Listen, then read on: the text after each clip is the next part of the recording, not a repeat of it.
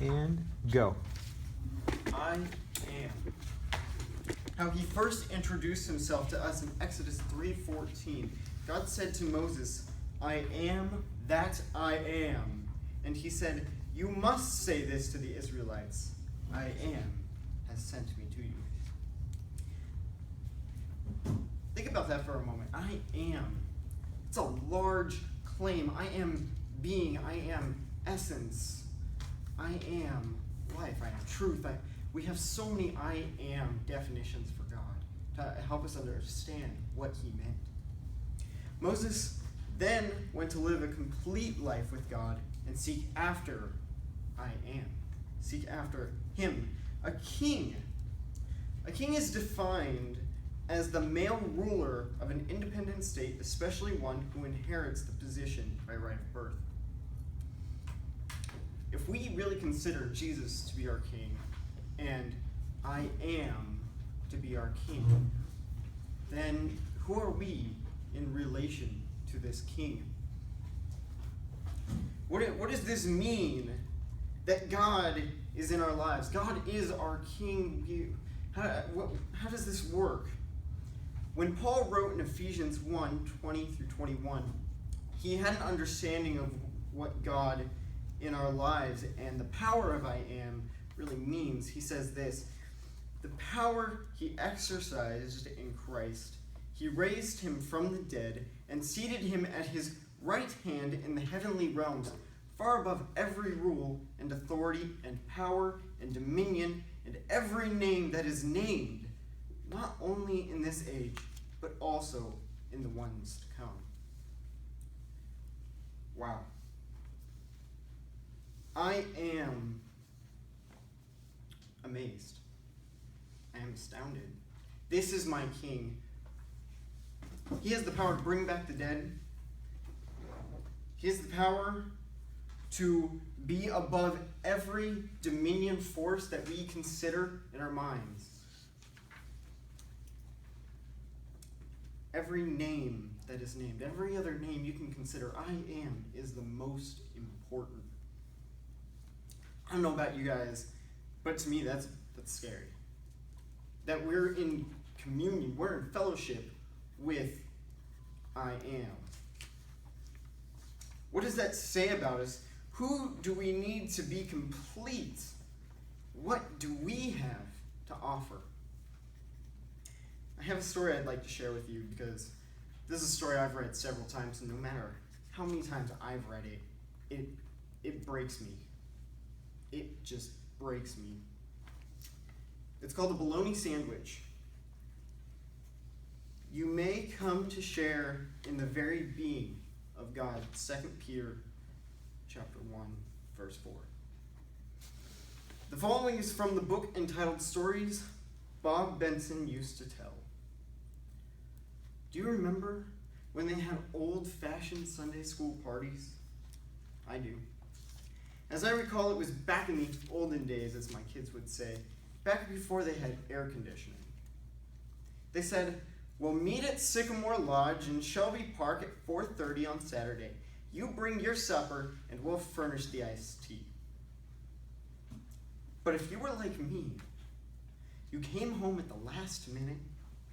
When you got ready to pack your picnic, all you found in the refrigerator was one dried old piece of bologna and just enough mustard at the bottom of the jar that you kind of scraped your knuckles trying to get it out.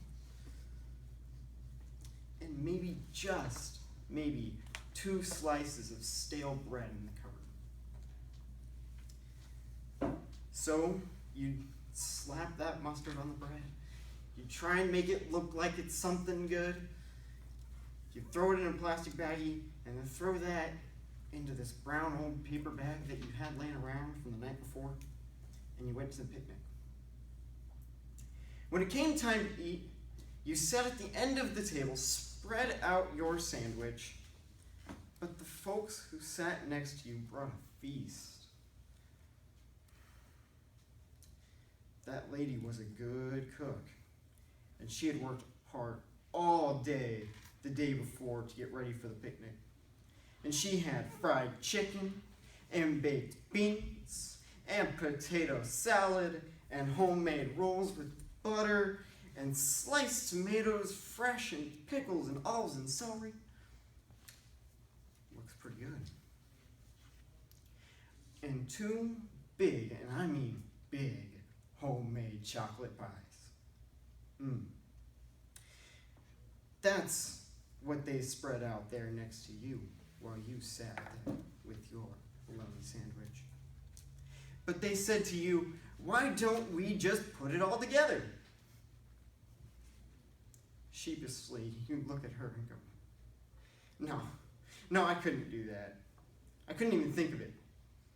Kind of embarrassed. Maybe with one eye on the chicken.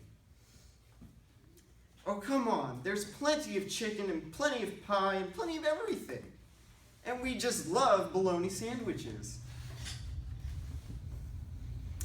Let's just put it all together. And so you did. You sat there, eating like a king when you arrived, like a pauper. One day, it dawned on me that God had been saying just that sort of thing to me. Why don't you take what you have and what you are, and I will take what I had and what I am, and we'll share it together.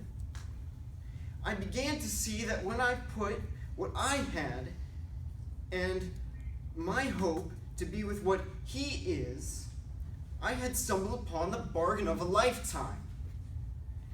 I get to thinking sometimes, thinking of me sharing with God. When I think of how little I bring and how much He brings and invites me to share. I know that I should be shouting to the housetops, but I am so filled with awe and wonder that I can hardly speak. I know that I don't have enough faith or love or grace or mercy or wisdom, but He does. He has all of those things in abundance, and He says, let's just put them together. Consecration, denial, sacrifice, commitment, and crosses were all kind of hard words to me until I saw them in the light of share.